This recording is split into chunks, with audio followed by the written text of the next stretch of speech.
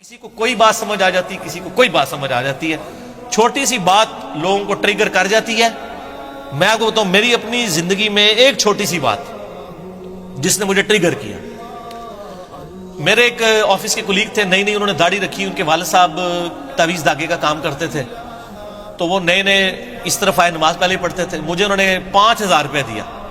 یہ میں بات کروں 2007 کی، 2007 کی، اس زمانے میں 5000 روپیہ، آج 11 نومبر 2018 ہے۔ مجھے کہتے ہیں جی میں اب دین کی طرف آیا ہوں تو داڑھی رکھ لیے، لوگ مجھ سے مسائل پوچھیں گے، تو آپ نہ مجھے کتابیں دین کے اوپر لا کے دیں، کوئی میں پڑھ لوں تاکہ مجھے مسئلے پہلے ہی پتہ ہوں۔ تو سارے ہم بھی بابی تھے اس وقت، ٹھیک ہے نا، تو میں نے جناب ان کے لیے بار شریعت خریدی، اچھا جی اس طریقے سے ملفوظات اعلیٰ حضرت، احکام شریعت، قرآن حدیث نہیں ان کو خرید کے دیا، کیونکہ یہ تو ظاہر ڈائریکٹ پڑھنے سے انسان گمراہ ہو جاتا ہے نا، سمجھا کرو نا، یہی کہہ رہے ہوتے ہیں نا، ہم بھی یہی کہتے تھے۔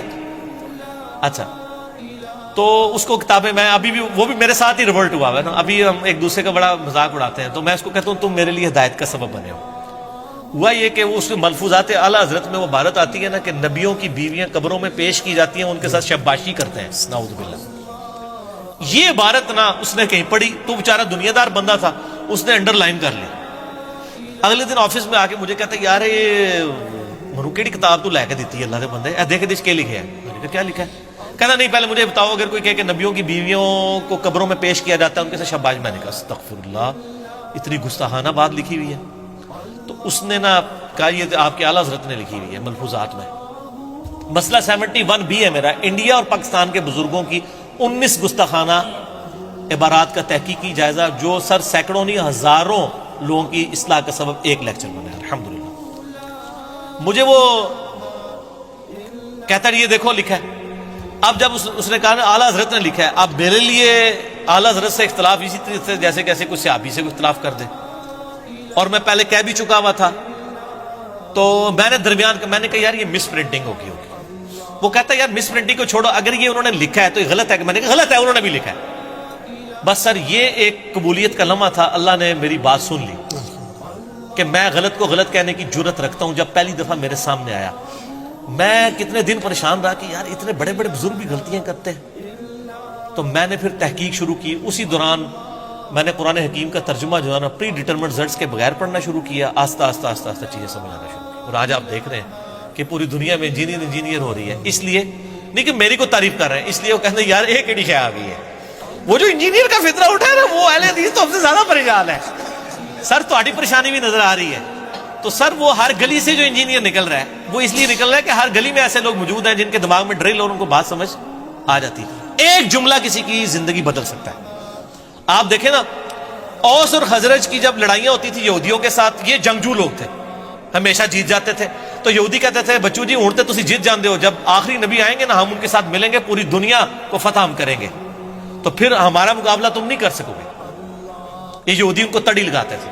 قرآن میں بھی اشارتاً ذکر ہے کہ اس نبی کے آنے سے پہلے سورۃ البقرہ میں تم اس نبی کے وسیلے سے اللہ کی طرف دعائیں کیا کرتے تھے، اس حوالے سے کہ اللہ اس نبی کو جلدی جلدی بھیج، اور آج جب وہ نبی آ گیا تو تم پہلے منکر ہو گئے یہودیوں۔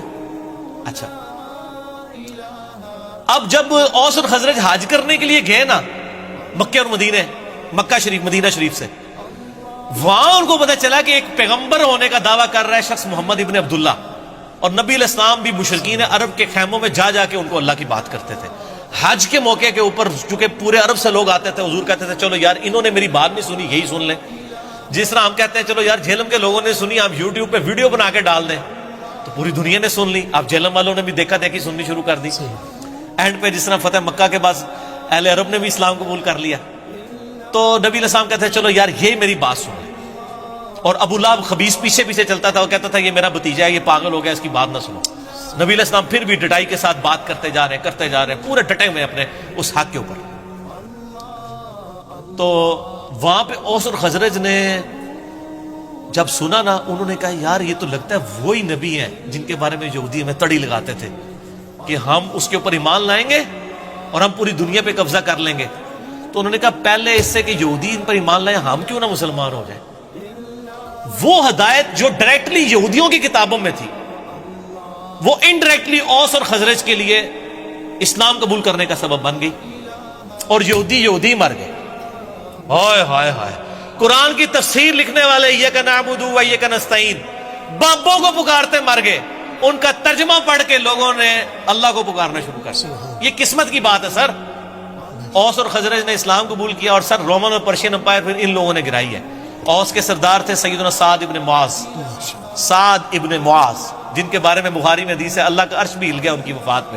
غزوہ خندق پہ ان کو تیر لگا تھا نا، عمر سیریز میں سر انہوں نے وہ منظر فلمایا ہے، تو وہ رگ جاری ہو گئی تھی ان کی، تو اسی پہ ان کی شہادت ہوگی۔ اور سعد ابن عبادہ وہ خزرج کے سردار تھے جو 155 اصحاب صفہ کا کھانا ان کے گھر سے روزانہ جاتا تھا، ٹھیک ہے۔ حضرت ابو دردہ، حضرت ابو ہریرہ، ان لوگوں کی فائنینشل سپورٹ کرنے والے حضرت سعد ابن عبادہ تھے رضی اللہ تعالیٰ۔ تو سر ان لوگوں نے بات کسی اور کو سمجھائی گئی، تبدیلی کہیں اور آ گئی، بک کہاں اور تھی، تبدیلی کہیں اور آ گئی۔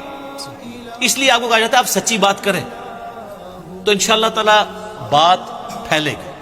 ایون جھوٹی چیزیں بھی، ایمینوئل کانٹ کہاں پہ جرمن فلاسفر ہے، فلاسفی جا کے رشیا نے لے لیا، آدھی دنیا پہ قبضہ کر لیا، کمیونزم، ٹھیک ہے۔ تو جھوٹی بھی نظریات محنت کہیں نہ کہیں رنگ دکھا دیتی ہے، ٹھیک ہو گیا۔ تو سچائی تو پھر سچائی ہے سر۔